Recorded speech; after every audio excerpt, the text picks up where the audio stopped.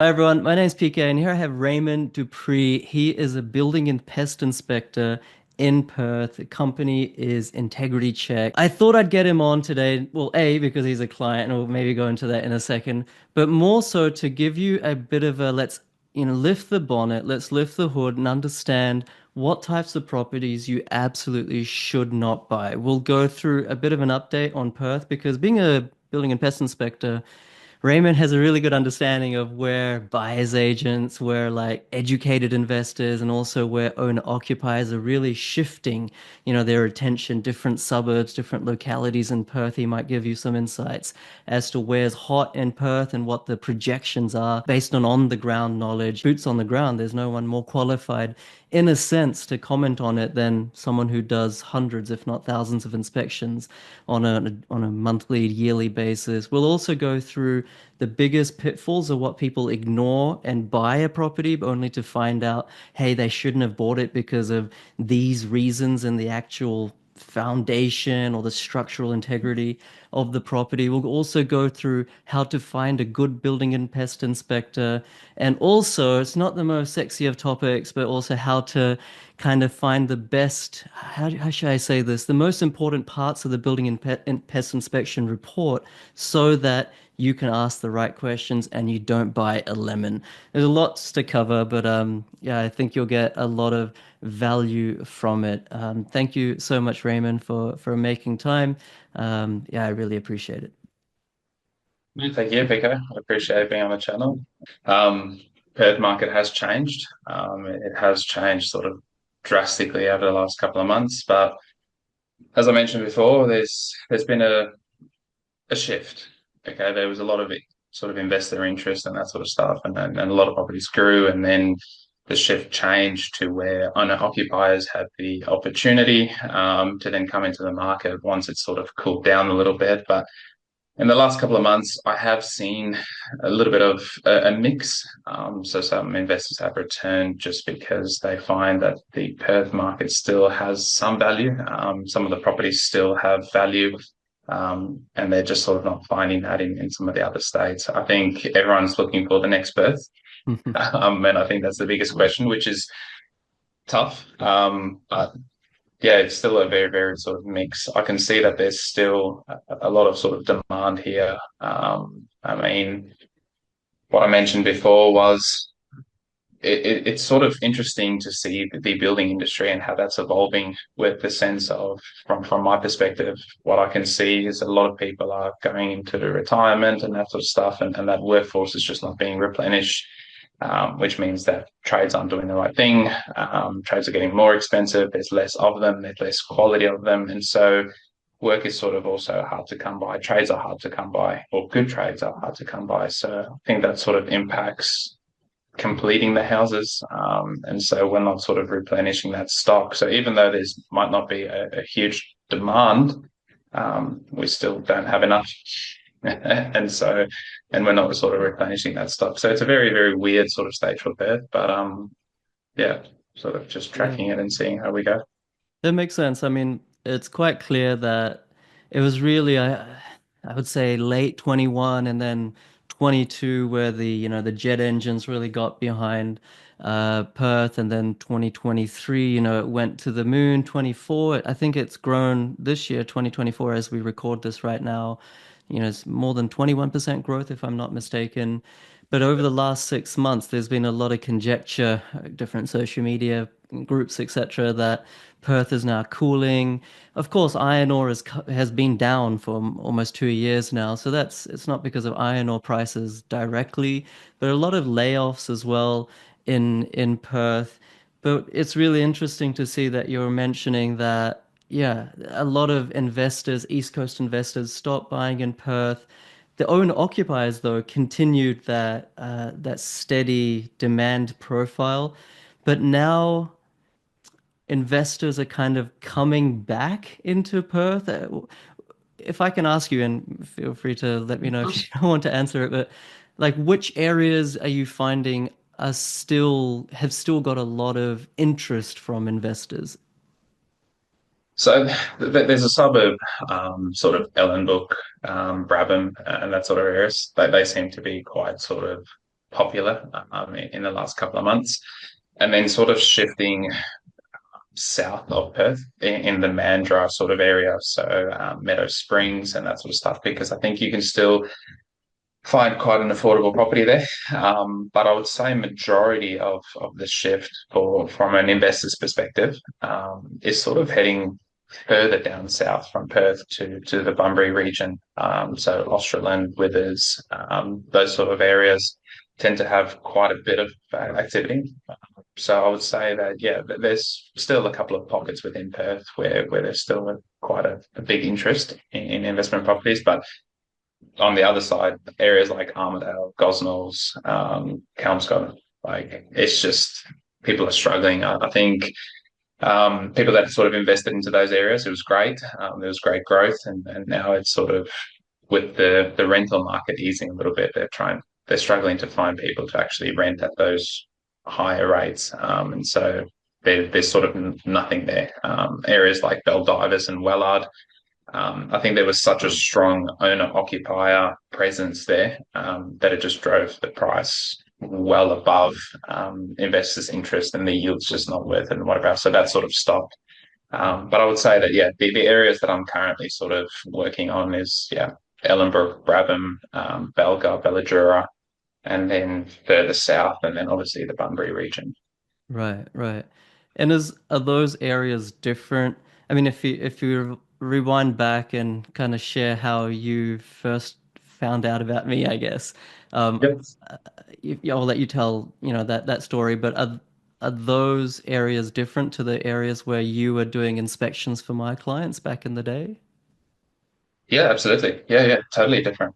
I mean, when I first started sort of working with some of your clients and that sort of stuff, there was a lot of interest in the Armidale and Rockingham, Memory, Warnbro, those sort of areas. But I'm talking 2 years ago. So when you were saying, that 2021 period heading into 2022, that was sort of where that areas was focused. Because I mean, again, just top of my head, some of the properties there were bought for probably 100 or $200,000 less than what they're worth now. So that was at the very, very early stages. So yeah, totally different aspect, totally different homes that were bought, sort of from your students. But yeah, if you sort of want to go through how I came about you, Yeah.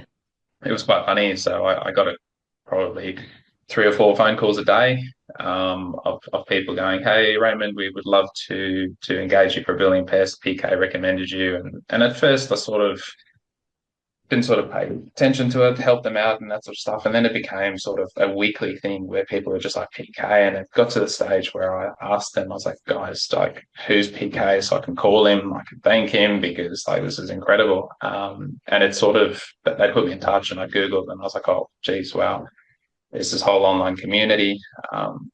And then it sort of progressed. I caught up with one of your students and I think it was on his third, fourth, fifth, whatever property. And it was just extremely successful in what he was doing. And because we sort of built a bit of a relationship, he's local to Perth. We caught up and we would chat about property and investing and that sort of stuff. And I mean, I asked him, I was like, how did you do it?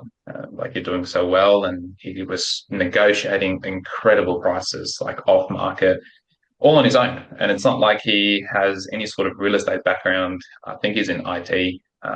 And so, yeah, I was firsthand sort of going through that journey with him.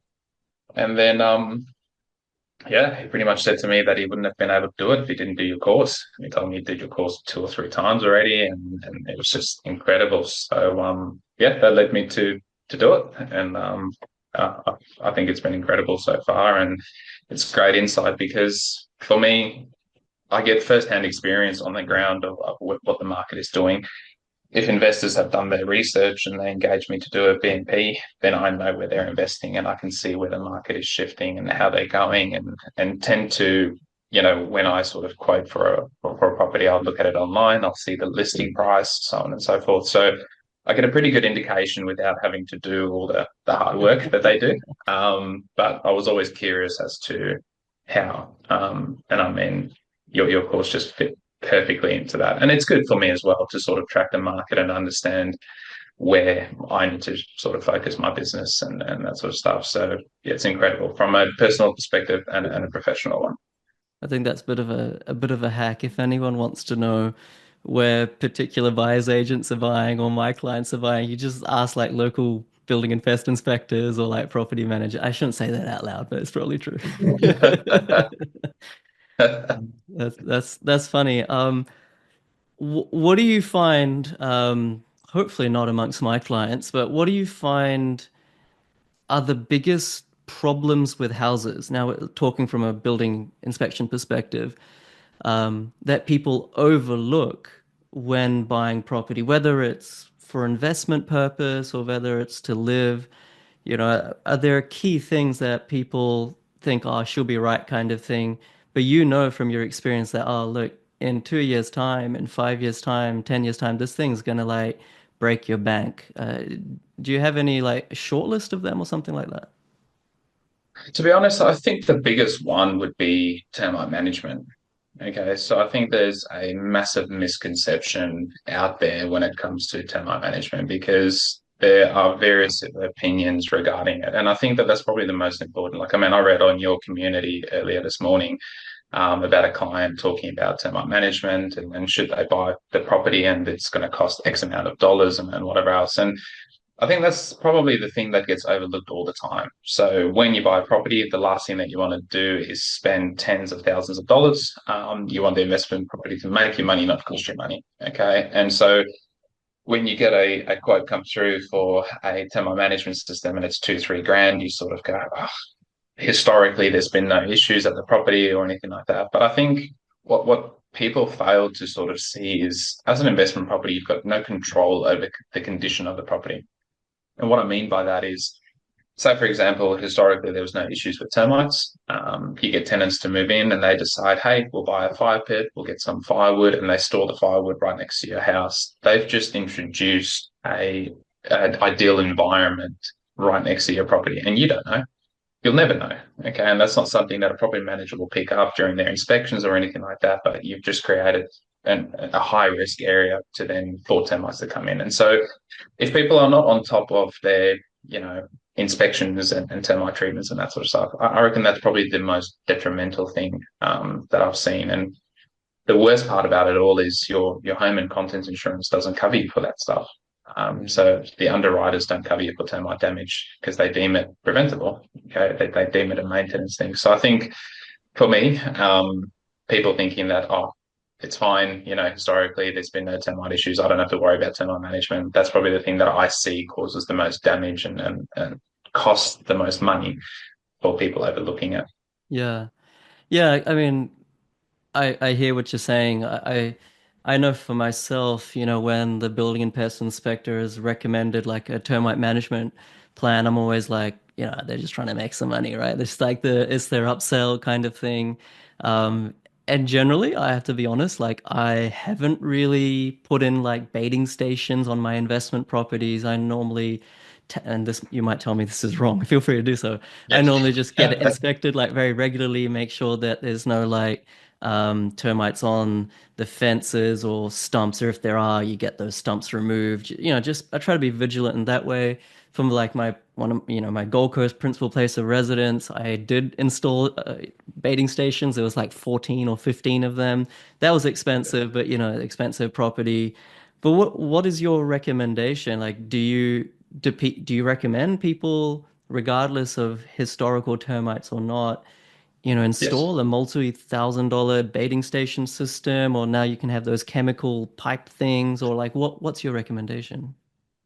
Yeah, so every property is different. Okay, so every property is going to require different sort of management. And I mean, in some degree, you're right. Okay, it is an upsell and that sort of stuff. But from my perspective, I mean, I'd say 1 in 4 houses has got termite activity here in Perth. Okay, if you Google the termite risk map for Western Australia, you'll see that the majority of Perth is high risk. Hmm. Okay, it doesn't necessarily mean that your property is high risk, but there are a lot of factors that can contribute to that. So but in my personal experience, the way that I sort of see it is, okay, my home insurance doesn't cover me for termite damage. So in the event that I was to get termite activity, I would have to pay for a treatment anyways.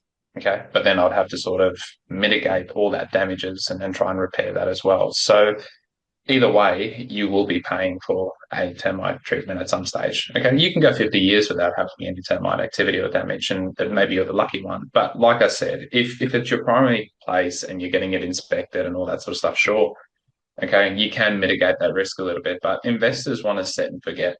Okay, and so if you want to set and forget your property, you need to be able to control some of the things that tenants do or don't do and that sort of stuff. And so I would recommend that, all properties get it because, yeah, at the end of the day, it's just an unknown. And the other thing is, like, I mean, the amount of damage that I see, I always get the arguments of, it's a Jarrah roof. The termites don't eat Jarrah. And it's sort of, again, a misconception because if I was to put pine on the ground or Jarrah on the ground, yes, termites will eat the pine. But if there's no pine, they'll still eat the Jarrah. Okay, it just takes them a little bit longer. Right. And then I get the argument of, it's treated pine in my roof. And it goes, yep, sure, no problem. It is treated pine. But you cut every bit of that timber to build your roof. So every single edge is exposed and it's no longer treated. Okay. So there are so many variables that go into all of that. People go, it's a slab on ground, it's a double brick home. I don't have to worry about it, but you still have timber cabinets, timber flooring, Yeah. all that sort of stuff are still at risk. So, I mean, to give you an example of probably the most ludicrous one I've ever seen was a steel framed house with a steel framed roof and the termites actually gotten into the ceiling lining and they absolutely destroyed a brand new house ceiling from the front to the back. And the reason for it is there's a nutrient called cellulose, without getting too technical and boring about it, but it's within paper and gyprock and all that sort of stuff. So even a steel framed house with a steel framed roof got attacked by termites, and there was tens of thousands of dollars of damage. And that can be mitigated by termite treatment. So I think that's probably the thing that people go, she'll be all right. And it can sometimes be not all right at That's all. crazy. That's crazy. And I think that's, yeah, it's not just for Perth. I think equally for anywhere in Queensland, especially central northern Queensland, Sydney, New South Yep. Wales, South Australia, Victoria to some extent. I don't know. Maybe the only exception would be Tasmania, given it's so cold down there and termites aren't really a thing. Yeah. Is that true? I mean, I have a couple of down Yeah, there, that's but yeah. yeah. Yeah, Tasmania is probably like, yeah, if you go look at the risk map of Australia, Tasmania I don't think they have any termites. I could be wrong, but double check that. But yeah, I think that they're extremely low risk. Yeah. Okay. I think the next question I wanted to ask you, Raymond, was like this whole thing with interstate investing, people have this sense of safety and calm and security when they themselves can go to a house before buying it and inspect it, look around, like knock on the wall for what that's worth, kind of do that whole touchy-feely thing. And I'm always saying that, look, for me, myself, even if I go to a local property, I would still prefer the property manager to go with me or without me because they know more about the leasability, the demand profile from tenants, the street, so many things that I wouldn't know regardless of me going there or not.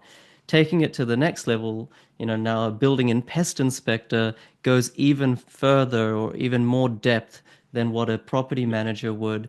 So I'm just trying to dispel like what are the things that you pick up uh, and like being at a property for an hour or an hour and a half versus average Joe like me who would walk around and be like, yep, everything seems to be where, where it needs to be.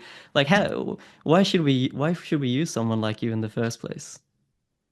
Yeah, I think that's a very good question. And I mean, a lot of people, the first thing is price objection. Okay, so a lot of people go, I'm going to be spending $500, $600, $700 on a building and pest inspection, but I looked at the property and it was fine. I think there are multiple factors where it's the experience of the building inspector and the knowledge to know where to look. And when we do an assessment on the building, it's not just a case of I walk into a room and I look at the crack and then that's the crack. And I can determine based on it's just purely looking at it what's causing it. Okay. You do an assessment of what's the moisture control around the outside of the building, what's happening inside the roof. And then based on all of those things, I can make a determination or an educated assumption as to why that is cracking or why it's not cracking.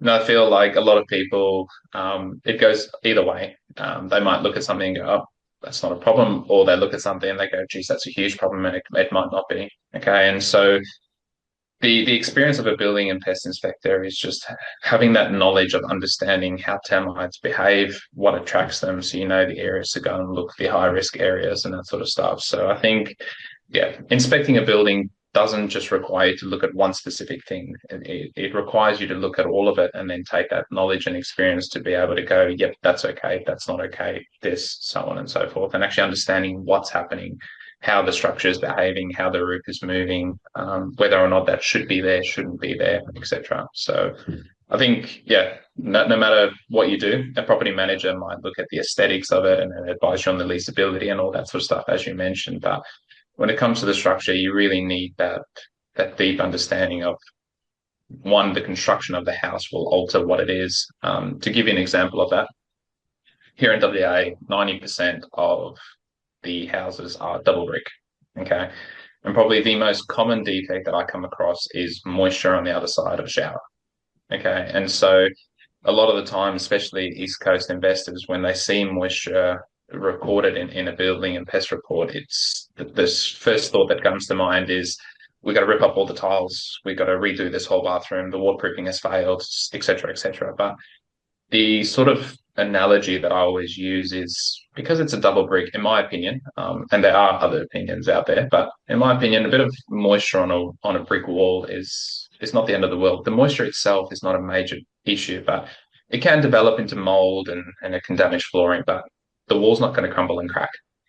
If it was a timber framed wall, okay, and there's moisture in there, sure, okay, it is it's a much bigger issue than what it is. So I think having that experience and understanding that this type of building material and that type of building material, same defect, can have a totally different outcome.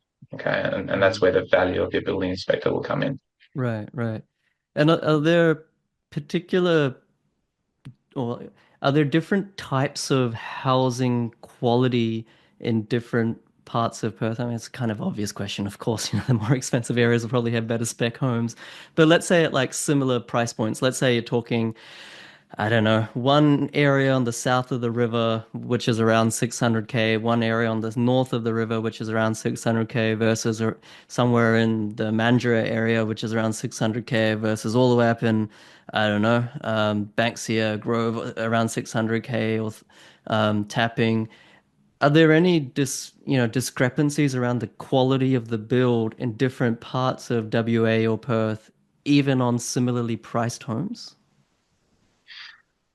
Oh, geez. I know it's a hard question. I'm Yes. just trying to find if there's any Yes. And, arbitrage, anything for people to be like wary of.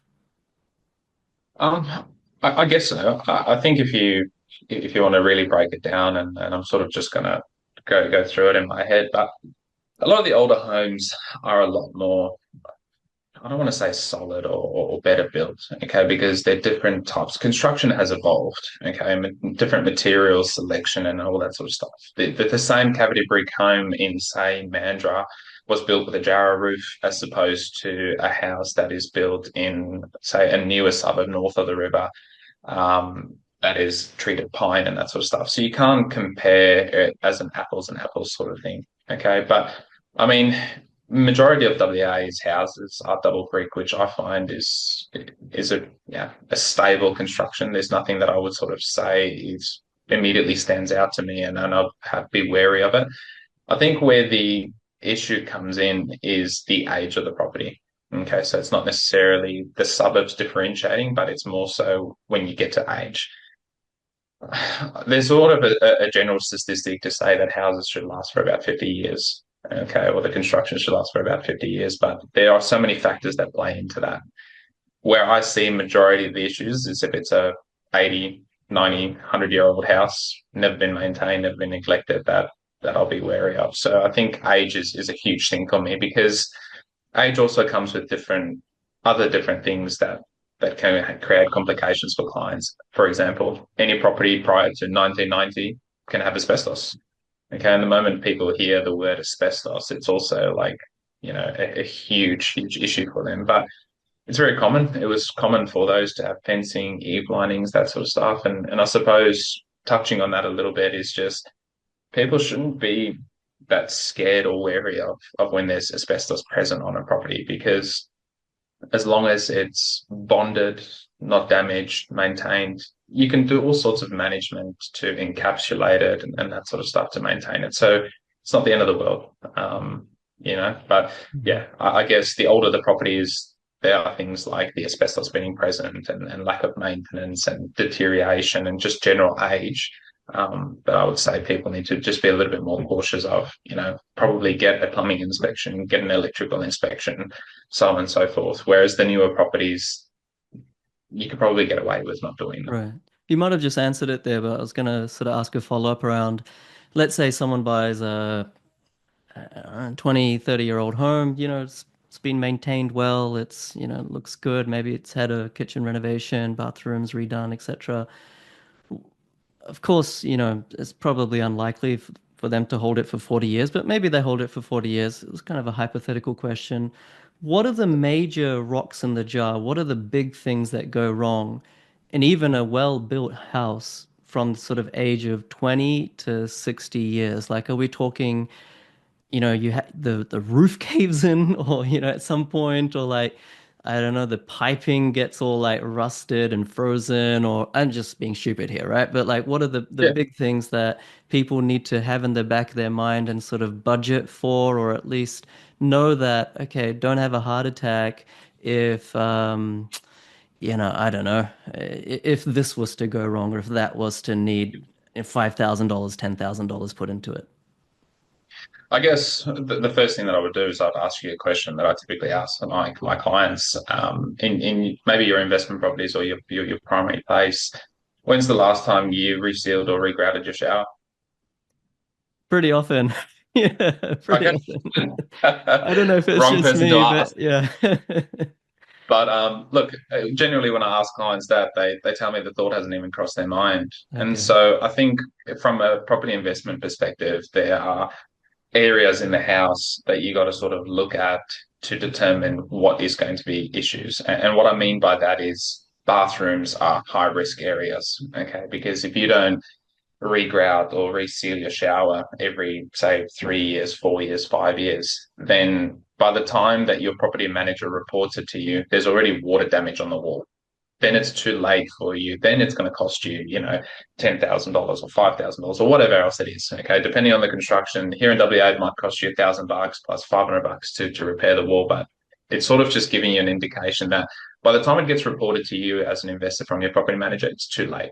Okay, by Hmm. being proactive and just resealing your shower and regrouting it, it might only cost you $750 every 2 or 3 years rather than having a massive issue. So my advice would be to, if you say we use the hypothetical situation to say that you're going to keep this house for 25 years, bathroom areas, they get used every single day. People shower every single day. You turn the hot tap on, it's cold tiles, you all of a sudden like increasing the temperature, decreasing it, it cracks, so on and so forth. Okay. So bearing in mind those things. And then just, doing maybe every 2 or 3 years, get a plumber to come out and do maintenance on your hot water system. Okay.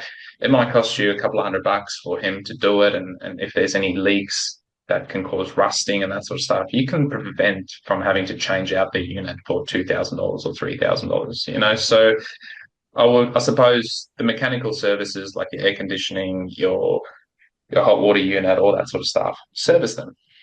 Okay, if you service them, then you won't have to have them replaced and that sort of stuff. They won't start to leak, because once they start to leak or they get damaged, that's when they cause damage, and that's when secondary defects sort of follow.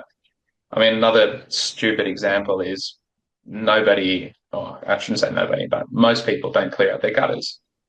And it sounds like such a simple and stupid thing, but if you sort of break it down, if you don't clear out your gutters, all the rainwater has nowhere to dissipate.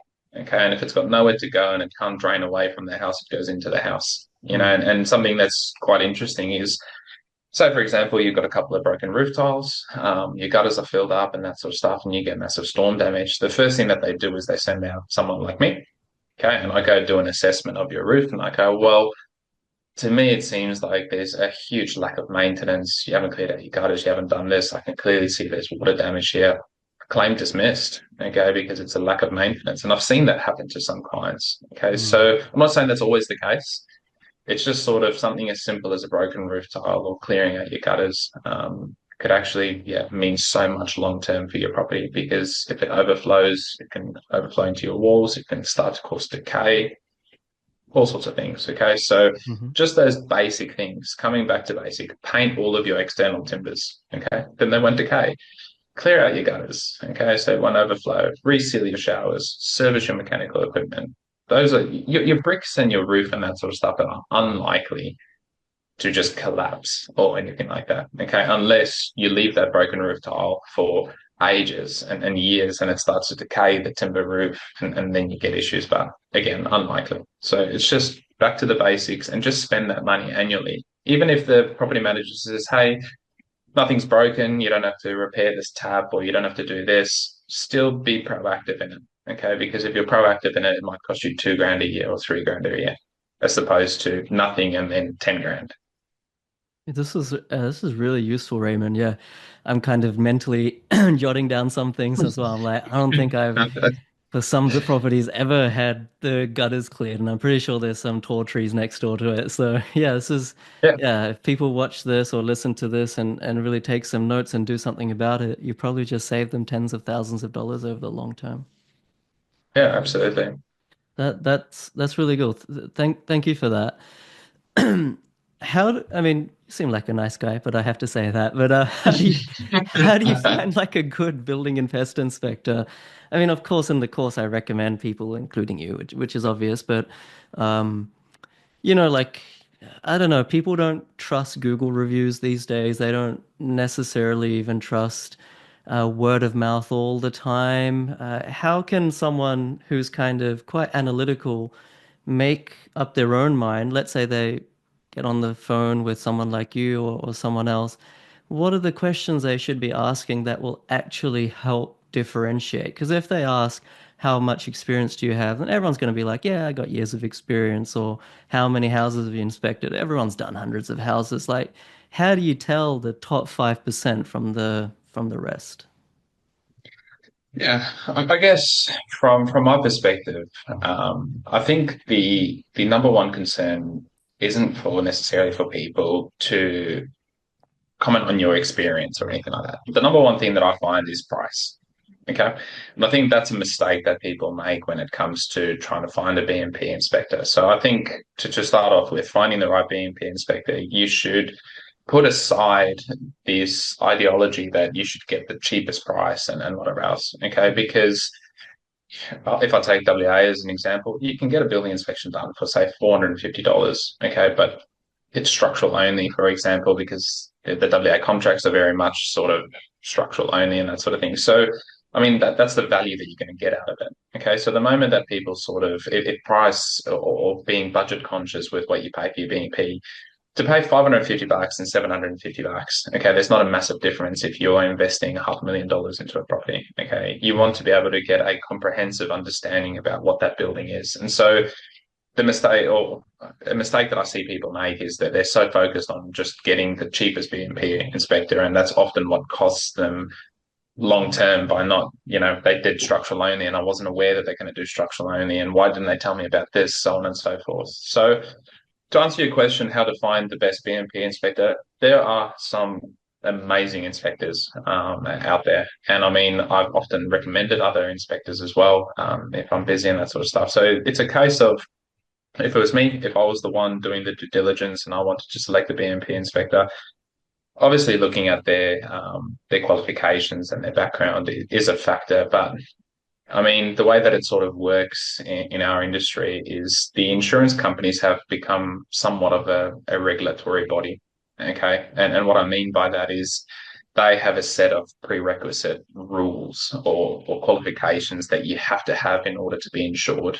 Okay. So unless you meet their criteria, they won't actually insure you. So making sure the BMP inspector has insurance and that sort of stuff would be probably the most important thing for me. And I think it comes down to just having a conversation with them, how much effort they're willing to put in and whether or not they're willing to have that consultation with you afterwards, explain to you the BMP report. Because I mean, Most inspectors are really, really good. Okay. It's just about what you're willing to pay is the level of service that you're going to get. And that level of service is going to determine how much value you get out of it. Okay. So Yeah. I don't know if that sort of answered your question, No, but it's a terrific answer. It really is because, if I was to put someone on the spot and say, you've just bought a $500,000 property in Perth, what's the stamp duty that you're paying on it? I can almost guarantee like they won't know, right? They'll be like, oh, they won't know it to even the closest $1,000, right? No one knows these things. Yet when it comes to finding a good professional, people like, pick out, $50 cheaper here, $20 cheaper here, $100 cheaper there, and it's not rational. So yep. I mean, that sort of goes for most professionals. Don't go with the cheapest one. Maybe you don't need the most Yeah. expensive one either, but try to find a good sweet spot of someone that's sort of in that 90th percentile, knowing that the value you get is so important. One more question I had actually was, someone's hired a building pest inspector, great. Like I teach in the course, make sure you have a phone call with them as well after you receive the report. Excuse me. After a few years of buying a property, should you get another inspection done on a regular basis just to keep your finger on the pulse on how it's going? I think that's property dependent. Okay. I don't think that that's something that you can just apply as a blanket rule. I mean, look, if you're planning on doing works and that sort of stuff, or you have done works, or there has been an issue in the past. So, say for example, I've done an inspection and there's been a major structural issue in the roof. Okay, they've done extensive works to repair that and whatever else, and you sort of want to make sure that nothing has sort of evolved or sort of gone on from that, then yeah, sure. Okay. But I don't think it's a case of you should periodically get a building inspector to come through and assess the structure unless, there's visual indicators that worry you. If you start to notice cracking or sagging or movement and that sort of stuff, then sure. Okay. Whereas the pest inspection, yes, annually, absolutely. Okay. Yeah, So, like I explained before, there are so many things that can drastically change the conditions around the property, and so it can appear at any time. Whereas building wise, unlikely.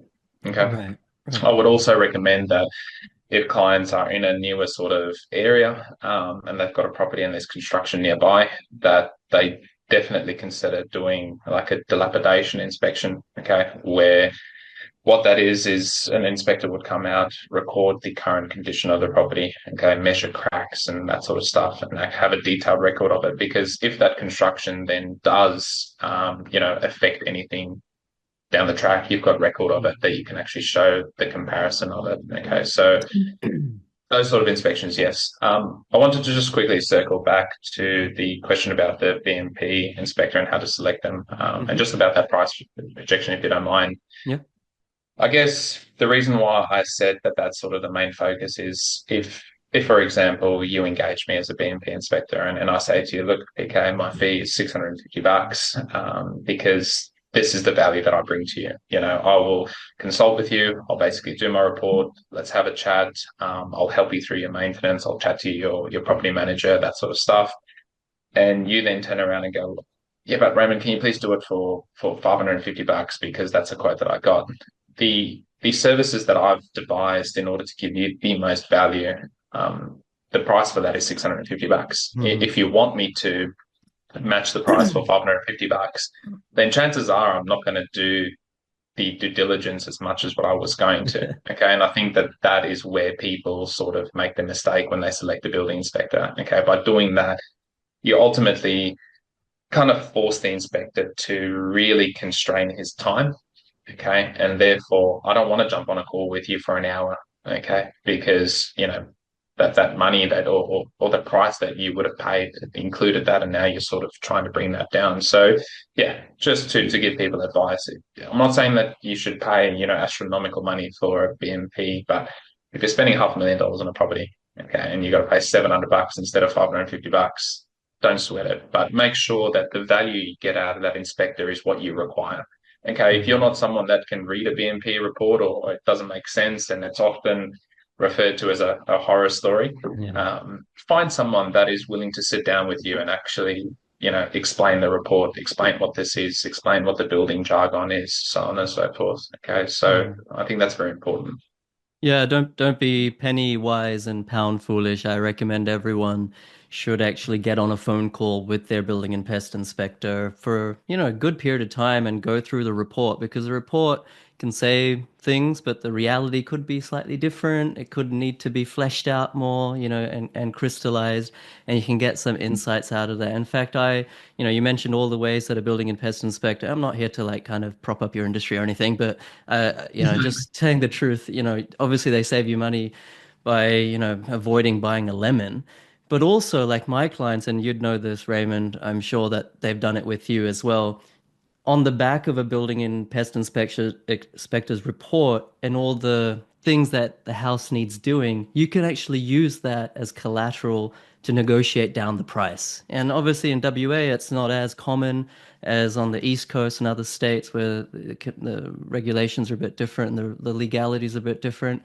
But with the right clauses, I've had clients, that on the back of the report negotiate like $20,000 off, $15,000 off, $10,000 off the price of the property, even though I shouldn't be saying this, like it doesn't cost that much to fix it. And so if you know how to play your cards right, and if you upload the same type of building intel that your building and pest inspection report and inspector has, then you can actually it's like such a huge ROI on that $600-700 of investment. But And yeah. I mean, to touch on that, if you sort of build this relationship with your BNP inspector, okay, like I've got long-term clients that have bought 12 properties, okay, and they've used me every single time.